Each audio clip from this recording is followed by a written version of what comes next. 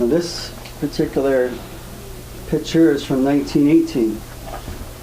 These are the lupins here. That's the bear mound in the back. So one of the arguments the city had used against us was that this mound was from the parking lot in Grenadier Restaurant. So we went to the archives and dug up a lot of the aerial photographs starting from the 1940s and all the way to 1980 some, and we found that the mounds were there in those aerial photographs. There was no parking lot there in 1940. Parking lot wasn't built until 1950 some, in the mid-50s, and it was very small, and they've expanded it over time to what it is now. The swimming pool in the north end of the park was built in the 70s, so we were able to find that there were two aerial photographs in that particular year, one showing no swimming pool there. In the same year, the swimming pool was started to be constructed. That swimming pool is on one of the flat rectangular mounds that would have been the temple mound. It's a mound that's higher than all the rest, and it was a place where the old people would come and they would do their ceremonies with the people of high stature. See, the culture that we're talking about is very, very sophisticated and civilized, beyond what the white people recognize as being indigenous. They thought these people had no connection with those of us who are living today because of the elaborateness of their culture and their civilization. There's been copper found in many of these type of mound sites, so the people had an ability to be able to manufacture and make things out of copper. And that copper came from up north and was traded with the people from up north. This particular assessment was done 3 years ago by Keith Powers, who's a licensed archaeologist, and he is not a friend of Mr. Williamson. He used to work for him.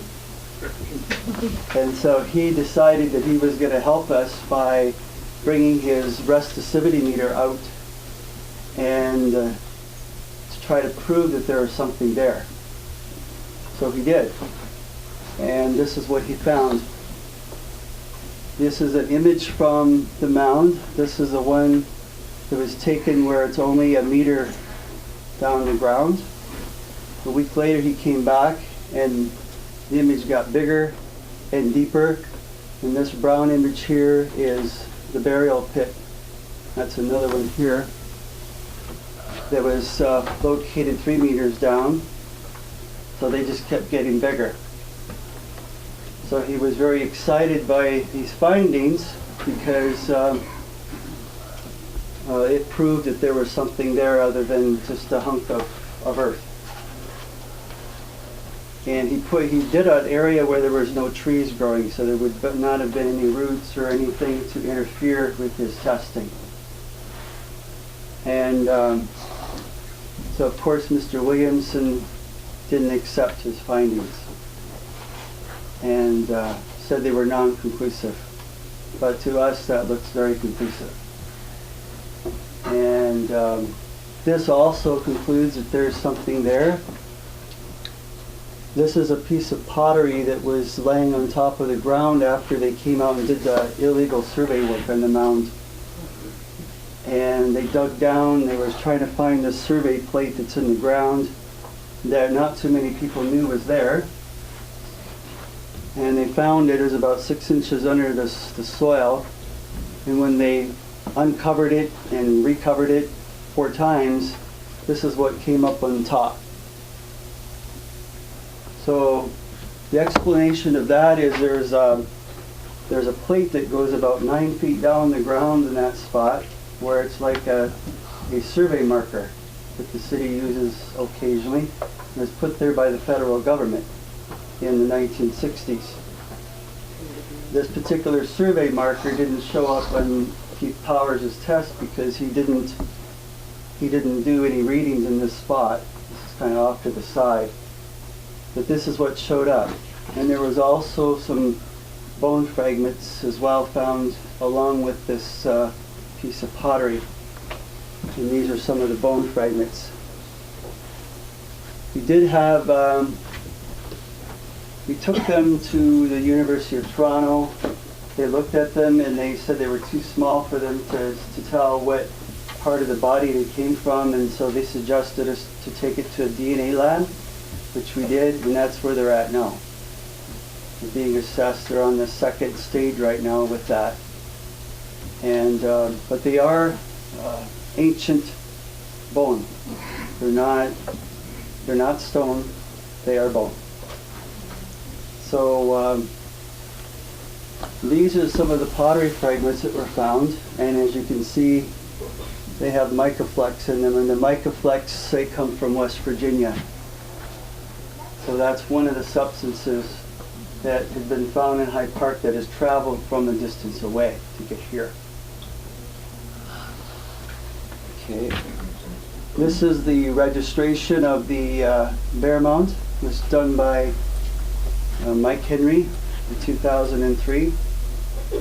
And he came and did a walkabout assessment of that area and determined that they were mounds, that they were not natural part of the landscape.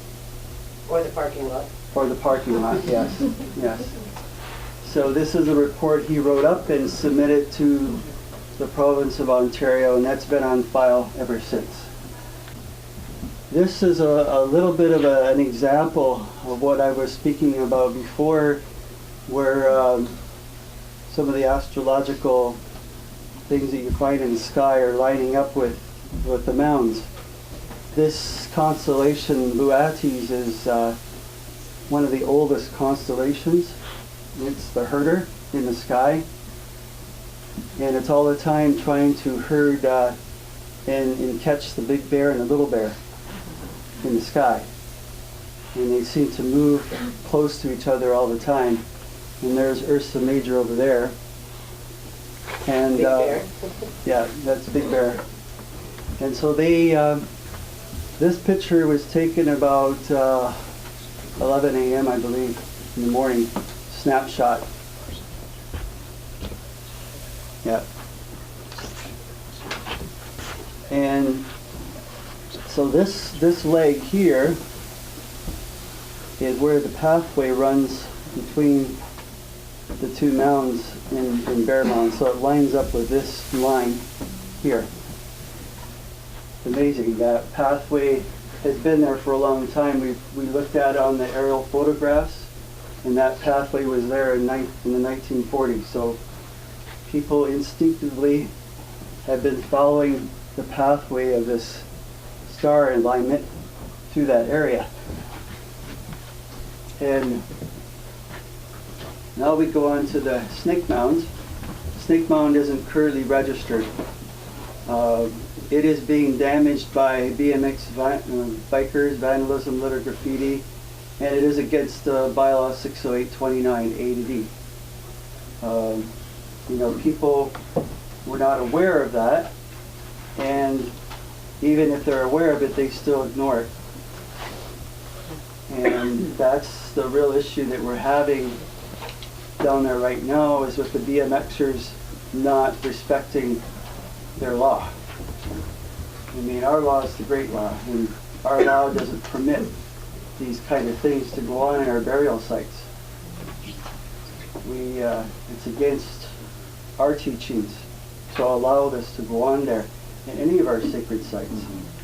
And this is one of the problems that we're having with the City of Toronto, that this is a City of Toronto bylaw. That's a law that they made. That says that no person shall ride or operate a bicycle on any unpaved pathways throughout the park. So we've numerously called the police and had them to come in to deal with this issue, and been told that they can't do anything about it. But meanwhile, this is a city bylaw. and the bylaw is posted throughout the park. And the soil has been moved around so much in that area that it's pretty hard to tell the figure of the mound anymore. Like the outsides of it, the very top of it, is still intact. Like this was part of it, but they created ramp on top of it. And some of those ramps are like 15 to 20 feet high. They're dangerous for people to go walking through there, especially after it rains.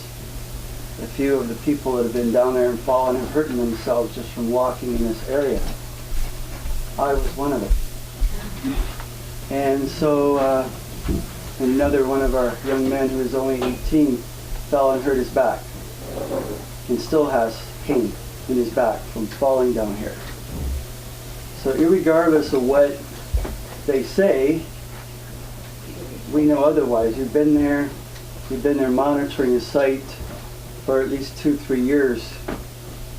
So we know what goes on there, and we know the ages of people that show up there, and it's not just kids. Some of these, the bikers are varying ages all the way up to 45. I even met one guy down there who was in his 50s, and I managed to convert him. We had a very nice long talk, about an hour, and he's on our side now.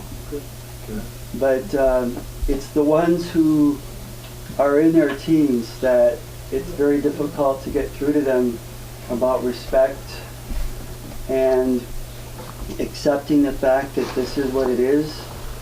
They can test that with us and argue it with us. So in some ways we just kind of stopped trying to educate them because they're not listening.